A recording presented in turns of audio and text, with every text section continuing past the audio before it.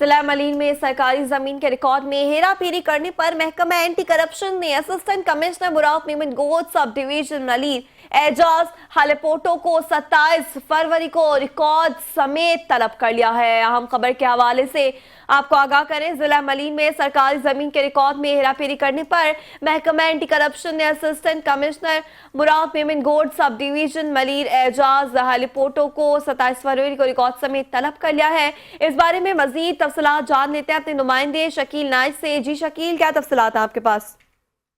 जी देखें, जो कराची समेत सूबे भर की जितनी सारी ज़मीनें हैं, ये महकमा जो रेवेन्यू है उनके लिए तो ये एक यतीम खाना समझे या उनके लिए माहिर गनीमत समझे, उन्होंने उसकी इसी तरह बंदरबाट कर रखी है।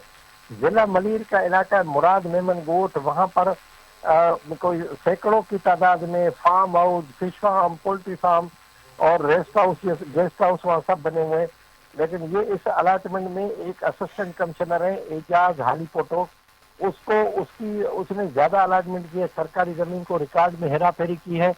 तो उसको महकमा एंटी करप्शन ने इसके पूरे सबूत मिलने के बाद उनको 27 फरवरी को रिकॉर्ड से तलब कर लिया है और उन्हें कहा है कि वो रिकॉर्ड भी फराहम करें।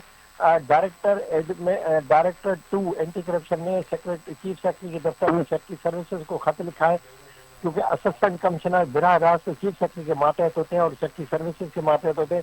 उन्हें खत लिखा है कि इन्हें एजाज हालीपोटो को पाबंद करें कि वो रिकॉर्ड समेत पेश हो जाए और आके अपना तहरीरी बयान दे, ताकि इस केस की जो आगे तहकीकात की जा सके। क्योंकि एजाज हालीपोटो पर इल्ज़ाम है कि उन्होंने काफ़ी सरकारी ज़मीन जो है वो गैर कानूनी तौर पर अलाट की है, लिहाजा इसका जवाब देने के बाद ये इंक्वायरी मजीद आगे बढ़ेगी और इसकी हतमी रिपोर्ट चीफ सेक्रेटरी को पेश कर दी जाएगी। जी।